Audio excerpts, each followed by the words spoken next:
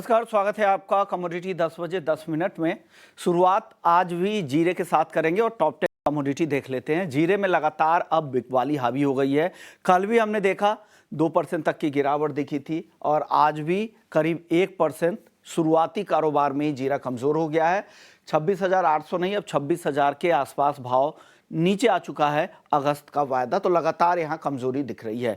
धनिया की बात करें तो दूसरी तरफ धनिया लगातार सुस्ती यहाँ पे दिख रही है। 7200 के आसपास यहाँ पर धनिया बना हुआ है। हल्दी में कल भी तेज गिरावट थी, आज हालांकि हल्की तेजी दिख रही है, लेकिन अभी भी भाव 15,500 रुपये के आसपास ही है। ऊपरी स्तरों से देखें तो काफ़ी अब नीचे आ चुका है। इस बार बम्पर स्विंग की भी खबर है और उत्पादन भी बेहतर आगे नए सीजन में रहने की संभावना जताई गई है। ग्वारसीड ग्वारगम को देखें तो यहाँ पर आज शुरुआती कारोबार में हल्की तेजी दिख रही है।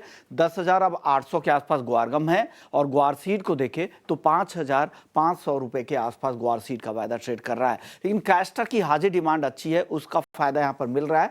ऊपरी स्तरों पर हल्की मुनाफा वसूली कल दिखी थी, आज दायरे में है, लेकिन अभी भी भाव 6,200 रुपये के आसपास है। कैस्टर के बाद अब बात कर लेते हैं सनफ्लावर की, जहाँ पर आधे % की नरमी दिखी थी। 925 के आसपास सनफ्लावर ऑयल का वायदा है। अब कपास देखिए 1,600 रुपए के आसपास है, यहां पर हल्की गिरावट है। आइस कॉटन में अब धीरे धीरे रिकवरी आ रही है। 70 सेंट के ऊपर आइस कॉटन है, हफ्ते भर में 6.5% की रिकवरी आ चुकी है। कपास खली को देखें तो कल अच्छी तेजी के बाद कल शाम के सत्र में यहां पर 2% से ज्यादा की गिरावट दिखी, 3,000 रुपए तक फिसल कर आ चुका है। आज शुरुआती कारोबार में हल्की तेजी कपास खली में है, 3,000 के ऊपर ये काउंटर बना हुआ है। आखिरी काउंटर है मेंथा ऑयल, जहां पर लगातार दूसरे कारोबारी दिन दबाव दिख रहा है। 940 रुपए के आसपास एमसीएक्स पर मेंथा ऑयल है। हमारे साथ रवि देवरा है कुबरजी ग्रुप से। रवि जी, जीरे को क्या हो गया है? 26,000 तक गिरकर आ चुका है, क्या और कमजोरी दिख रही है या यहां से खरीदारी करनी चाहिए? जड़ से लगातार वहां पे बिकवाली का दबाव है। हालांकि 26,000 का अगस्त कॉन्ट्रैक्ट में काफी अच्छा बेस है। मुझे लग रहा है कि बेस ब्रेक नहीं होना चाहिए, वहां पे सपोर्ट मिलना चाहिए। तो अगर आज डिप मिलते हैं 26,000 के लेवल मॉर्निंग में भी दिख रहे थे, तो आई थिंक वो एक अच्छी अपॉर्चुनिटी होगी, वहां पे बाइंग करना है। एक बार्गेन बाइंग है ट्रेडर के लिए, बहुत ज्यादा तेजी की मैं एक्सपेक्टेशन नहीं कर रहा। 27,000 तक के लेवल फिर से अप्रोच होते दिख सकते हैं। 25,700 का एक स्ट्रिक्ट स्टॉप लॉस लगा है। वैसे अराइवल बनी हुई है, तो मार्केट का जो फोकस है वो सेलिंग से ज्यादा है, बट इतने करेक्शन के बाद एक शॉर्ट कवरिंग वहां पे आ सकता है। शॉर्ट कवरिंग की उम्मीद यहाँ पर जीरे में आप कर रहे हैं। हल्दी में बताइए सर, हल्दी भी काफी नीचे आ चुकी है, कब खरीदना चाहिए, कितना इंतजार करें, किन लेवल्स तक वेट करें? 15,000 तक के लेवल तक रुकना चाहिए। आई थिंक बेसिक का जो मानसून है एंड सोइंग के नंबर्स आ रहे हैं, तो थोड़ा अच्छा उत्पादन की अनुमान मार्केट लगा रहा है। मुझे लग रहा है कि वहां पे थोड़ा 15,000 15,100 ये लेवल आए तो ही बाय करना है, अदरवाइज हायर लेवल पे बिकवाली का दबाव रहेगा। ज्यादातर फोकस करना है तो काउंटर कॉल के लिए आई थिंक धनिया बेटर है। धनिया में 7,140 7,150 ये सपोर्ट बना हुआ है, वहां बाय करें with stop loss of 7,060 and target 7,300 तक धनिया में देखने को मिल सकता है। ओके। ग्वारसीड और ग्वारगम, इन दोनों काउंटर को अगर आप देखें तो काफी समय से सीमित दायरे में है। अब आगे की चाल किस तरह की दिख रही है ग्वारगम की और ग्वारसीड की? सोइंग में कुछ इतना ज्यादा रुझान नहीं दिख रहा है, बट मुझे लग रहा है कि वहां पे एक बार्गेन बाइंग है। एक्सपायरी के नजदीक वहां पे एक रिकवरी, अभी एक हिस्टोरिकल ट्रेंड देखा गया है। आई थिंक ये रिकवरी शायद 1 से 2 ट्रेडिंग सेशन तक रह सकती है। अगस्त कॉन्ट्रैक्ट बुआर कम बाय करे, 10,700 के करीब वायदा चल रहा है। 10,520 के छोटे स्टॉप लॉस के साथ अगस्त कॉन्ट्रैक्ट में बाय किया जा सकता है। 11,000 तक के लेवल अप्रोच हो सकते हैं। ओके, तो आपको आगे यहाँ पर तेजी की उम्मीद लग रही है।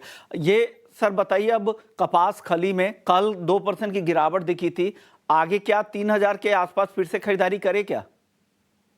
थोड़ा रुकना चाहे, 2950 2940 एक बॉटम सपोर्ट है, वहां पे आप ध्यान रख सकते हैं। वैसे पाइपलाइन खाली है, but yes internationally cotton contract है जिसमें नरमी बनी हुई है। लोअर लेवल से थोड़ी रिकवरी चाइना के ऑप्टिमिज्म में है। हालांकि मुझे लग रहा है कि अगर 2,940-50 आता है तो कपास खाली बाई कर एक अच्छे लेवल गिने जाएंगे। जब तक अब 2,920 का लेवल ब्रेक नहीं होता, वहां पे सपोर्ट बना होगा, तो लोअर लेवल पे छोटे स्टॉप लॉस के साथ बाई किया जा सकता है।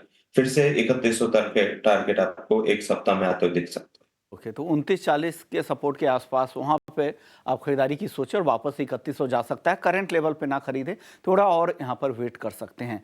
चलिए अब नॉन एग्री की बात करते हैं। रवि जी, नॉन एग्री में गोल्ड और सिल्वर किस तरह की चाल यहाँ पर अब दिख रही है, क्या करना चाहिए? गोल्ड थोड़ा सबड्यूड है, एक रेंज बाउंड ट्रेंड बना हुआ है, हालांकि है सेंस पॉजिटिव गोल्ड सिल्वर में।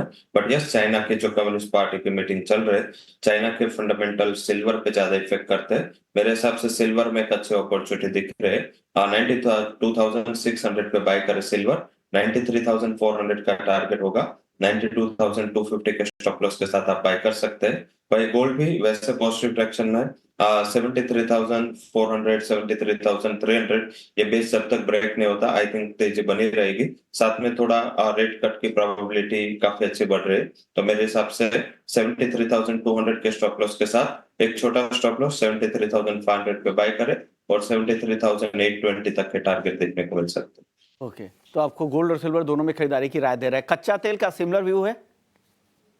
सिमिलर है, आई थिंक यही फंडामेंटल पे वो चल रहा है। हालांकि काफी अच्छे करेक्शन के बाद मुझे लग रहा है कि 6700 के स्ट्राइक के कॉल ऑप्शन पे ध्यान रखें।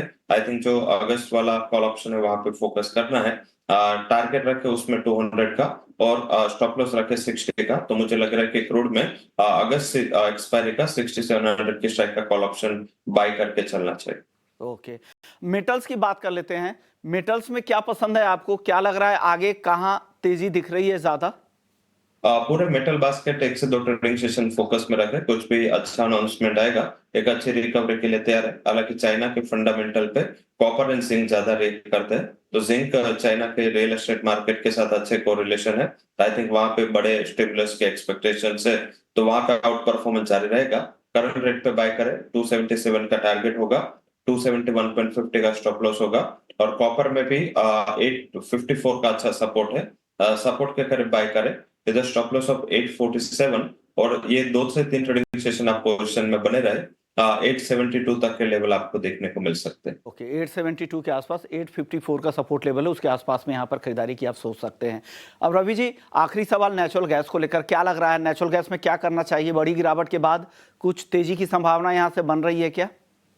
करंट प्रोबेबिलिटी काफी कम है, थर्सडे इन्वेंटरी के बाद शायद वहां पे शॉर्ट कवरिंग आ सकती है। आई थिंक एक स्ट्रिक्ट गिरावट है और 187 का एक अहम सपोर्ट था वो ब्रेक कर चुका है। तो मुझे लग रहा है कि सेल ऑन राइज का कॉमेडी जब तक इन्वेंटरी नहीं आती, 183 आता है तो फ्यूचर में बिग वाली करे with stop loss of 187। Target probably would be 174। 172 से 174 एक अच्छी सपोर्ट लाइन है, वहां पे अगर आता है तो आप 2 से 3 ट्रेडिंग सेशन के आउटलुक से बाय करें।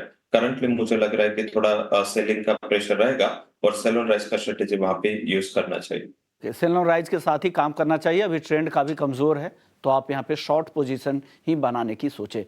शुक्रिया रवि जी, आपने वक्त निकाला, एग्री नॉन एग्री मार्केट पर अपनी राय रखी। लेकिन 11:30 पर हम आपके लिए बेहद ही